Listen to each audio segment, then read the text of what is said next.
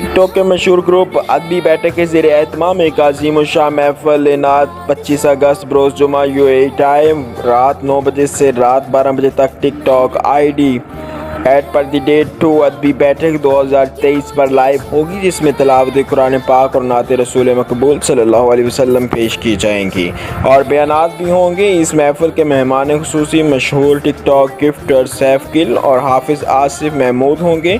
खुसूसी बयान मौलाना राशिद और मौलाना जावेद इकबाल फरमाएंगे। इसके अलावा सऊदी अरब, यूएई, UK और मुख्तलिफ ममालिक से नात ख्वां और मेहमान शामिल होंगे और महफिल के अख्ताम पर इज्तिमाई दुआ होगी। मलक नोमी, शमा न्यूज़, UAE।